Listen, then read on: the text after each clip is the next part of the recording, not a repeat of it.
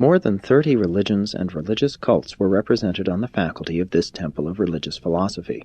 These teachers were chosen, supported, and fully accredited by their respective religious groups. At this time, there were about 75 teachers on the faculty, and they lived in cottages, each accommodating about a dozen persons. Every new moon, these groups were changed by the casting of lots.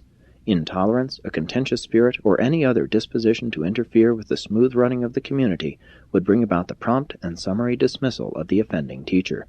He would be unceremoniously dismissed, and his alternate in waiting would be immediately installed in his place. These teachers of the various religions made a great effort to show how similar their religions were in regard to the fundamental things of this life and the next.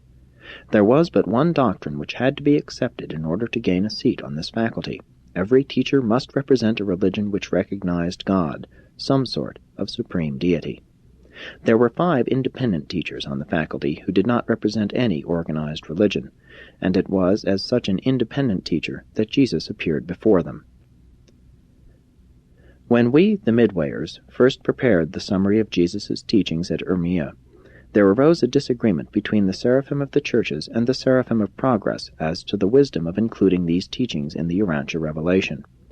Conditions of the 20th century, prevailing in both religion and human governments, are so different from those prevailing in Jesus' day that it was indeed difficult to adapt the Master's teachings at Urmia to the problems of the kingdom of God and the kingdoms of men as these world functions are existent in the 20th century.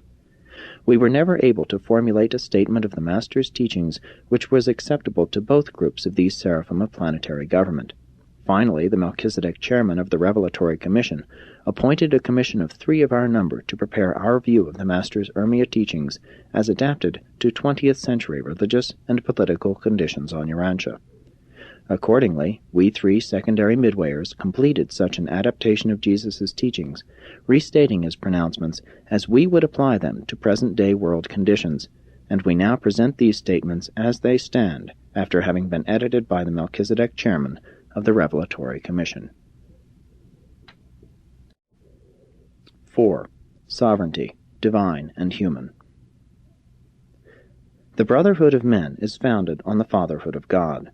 The family of God is derived from the love of God. God is love. God the Father divinely loves his children, all of them.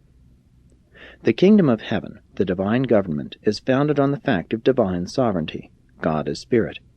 Since God is spirit, this kingdom is spiritual. The kingdom of heaven is neither material nor merely intellectual. It is a spiritual relationship between God and man. If different religions recognize the spirit sovereignty of God the Father, then will all such religions remain at peace. Only when one religion assumes that it is in some way superior to all others, and that it possesses exclusive authority over other religions, will such a religion presume to be intolerant of other religions or dare to persecute other religious believers. Religious peace, brotherhood, can never exist unless all religions are willing to completely divest themselves of all ecclesiastical authority and fully surrender all concept of spiritual sovereignty. God alone is spirit sovereign.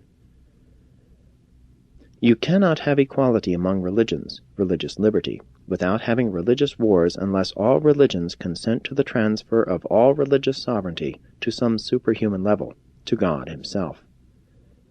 The kingdom of heaven in the hearts of men will create religious unity, not necessarily uniformity, because any and all religious groups composed of such religious believers will be free from all notions of ecclesiastical authority, religious sovereignty. God is spirit, and God gives a fragment of his spirit self to dwell in the heart of man. Spiritually, all men are equal. The kingdom of heaven is free from castes, classes, social levels, and economic groups. You are all brethren. But the moment you lose sight of the spirit sovereignty of God the Father, some one religion will begin to assert its superiority over other religions, and then, instead of peace on earth and goodwill among men, there will start dissensions, recriminations, even religious wars, at least wars among religionists. Free will beings who regard themselves as equals, unless they mutually acknowledge themselves as subject to some super-sovereignty, some authority over and above themselves, sooner or later are tempted to try out their ability to gain power and authority over other persons and groups. The concept of equality never brings peace, except in the mutual recognition of some over-controlling influence of super-sovereignty. The Urmia religionists lived together in comparative peace and tranquility because they had fully surrendered all their notions of religious sovereignty. Spiritually, they all believed in a sovereign God.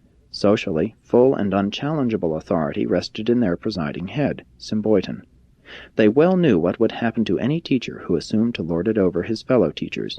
There can be no lasting religious peace on Urantia until all religious groups freely surrender all their notions of divine favor, chosen people, and religious sovereignty. Only when God the Father becomes supreme will men become religious brothers and live together in religious peace on earth.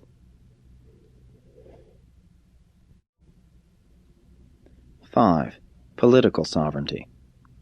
While the Master's teaching concerning the sovereignty of God is a truth, only complicated by the subsequent appearance of the religion about him among the world's religions, his presentations concerning political sovereignty are vastly complicated by the political evolution of nation life during the last 1900 years and more.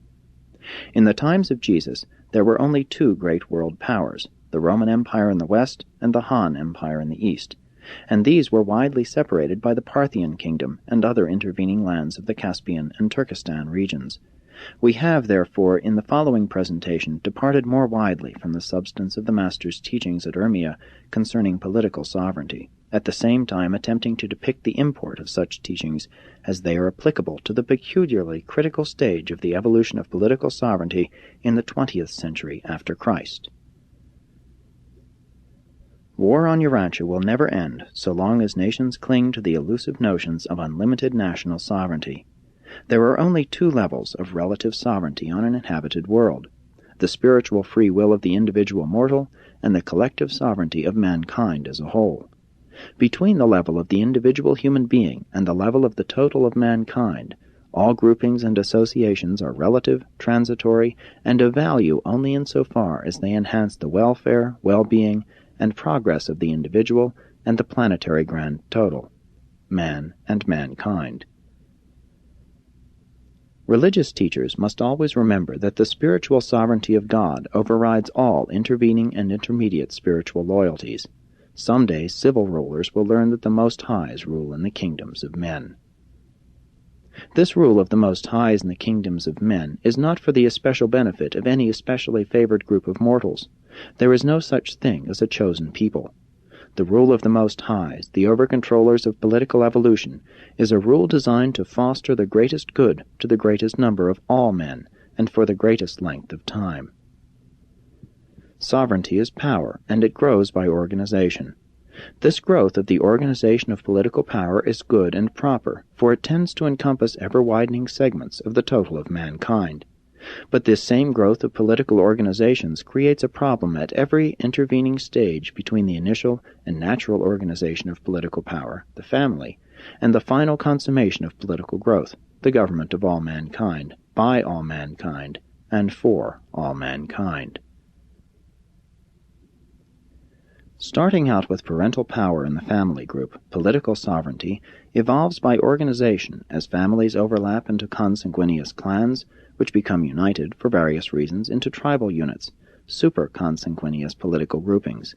And then, by trade, commerce, and conquest, tribes become unified as a nation, while nations themselves sometimes become unified by empire.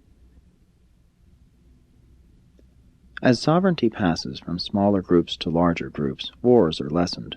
That is, minor wars between smaller nations are lessened, but the potential for greater wars is increased as the nations wielding sovereignty become larger and larger. Presently, when all the world has been explored and occupied, when nations are few, strong, and powerful, when these great and supposedly sovereign nations come to touch borders, when only oceans separate them, then will the stage be set for major wars, worldwide conflicts. So-called sovereign nations cannot rub elbows without generating conflicts and eventuating wars.